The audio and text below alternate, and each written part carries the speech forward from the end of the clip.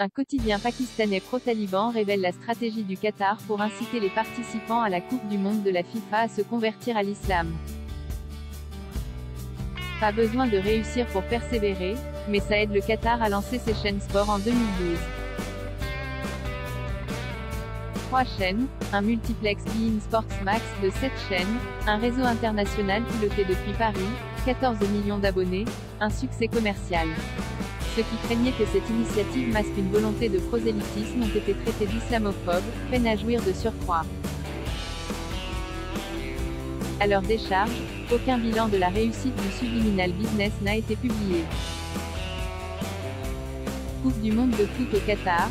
Coup d'envoi le 20 novembre 2022. L'empreinte carbone de la construction des 8 stades, dont l'un est en forme de Soumama, la kippa musulmane, et, surtout, la quantité industrielle d'air conditionné indispensable dans ce climat aride, a plus indigné les woks français que l'absence de droits de l'homme dans le traitement des esclaves ouvriers, pour que chacun des ouvrages, tous pourvus d'espaces de prière et d'ablution, soit opérationnel dans les délais. Les mêmes woks qui, au quotidien, communiquent en langue charia compatible, intersectionnalité oblige, se serait trouvé fort dépourvu si les objectifs officiels du Markaz Zayoud Qatar Lil Dawa et l'islam, le centre d'accueil qatari pour convertir les peuples à l'islam, eussent été connus. Heureusement pour leur sensibilité exacerbée, la stratégie du centre d'accueil est réservée aux perso-arabophones.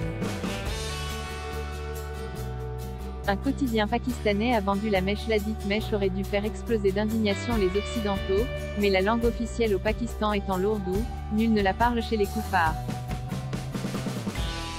Ceux qui veulent savoir ce qui se passe sur les chaînes qataries peuvent consulter le site Memri, l'institut de recherche sur les médias du Moyen-Orient, mais si les prosélytes réussissent mieux cachés, leurs idiots utiles vivent encore plus heureux ignorants. Nous ne résistons pas au plaisir de gâcher leur sieste avec quelques extraits choisis de l'article du Roznama Oumma. Profitant de cette occasion en or, la première Coupe du Monde de la FIFA organisée dans un pays arabo-musulman, les responsables qataris se sont parfaitement préparés à sensibiliser les spectateurs à l'islam, tandis que d'excellentes dispositions ont également été prises pour promouvoir la culture arabe. Des panneaux ont été installés à proximité des aéroports, des hôtels, des autoroutes et des stades. Ils sont couverts de hadiths, dictons et traditions courts mais concis du prophète Mahomet. Crochet ouvrant, crochet fermant. Les responsables qataris ont formé une équipe de 2000 prédicateurs de la dawa. Il y en a de toutes les couleurs, races et langues, imprégnés des techniques médiatiques modernes, pragmatiques et prévoyants, ils entreront dans le domaine de la dawa. Ils délivreront le message de Haqq, vérité, aux spectateurs venus du monde entier. 10 véhicules seront déployés pour le travail de dawa et 10 camps spéciaux seront installés pour ces objectifs. La dawa est l'invitation faite aux non-musulmans à écouter le message de l'islam.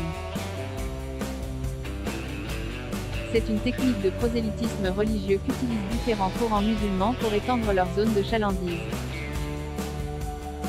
Ne pas confondre avec dawa, désordre. Quoique, un effort a été fait pour mettre en avant la culture locale, régionale, arabe et islamique dans les 8 stades spectaculaires que le Qatar a édifiés. Pendant que les spectateurs profiteront des matchs à la FIFA Qatar, ils écouteront aussi l'appel de l'islam. Fais dodo, supporteur mon petit frère. Pour ceux qui aiment écouter une histoire avant de s'endormir, un autre centre culturel, celui du Cheikh Abdullah bin Zaïd Al Marmoud, leur a concocté un islam pour les nuls, à sa sauce. Cette berceuse publiée en arabe, en anglais, français, italien, russe, portugais et allemand, a été réalisée par les plus grands penseurs et savants islamiques du monde. Son nom est Famu al-Islam, comprendre l'islam. Le livre sera distribué gratuitement à tous les spectateurs. Le stade du Stade Soumama a été inauguré le 22 octobre 2021. L'émir du Qatar et le président de la FIFA étaient présents. Ce n'est pas le match du tournoi qui a fait la fierté de l'eau. Le point important c'est que la récitation du chapitre Al-Rahman du Coran par des enfants a eu lieu lors de la cérémonie d'inauguration. Ce n'est pas une histoire à dormir debout, C'est une des innombrables offensives de l'islam, parfaitement légitime et codifiée, pour conquérir le monde, avant de passer aux galaxies environnantes. L'important c'est de participer. Oui, mais il faut quand même savoir à quoi on participe. 1. S. Galal, Translation in the Arab Homeland, Reality and Challenge, Higher Council for Culture, Cairo, 1999, cité dans UNDP, Arab Human Development Report, 2002, p. 78.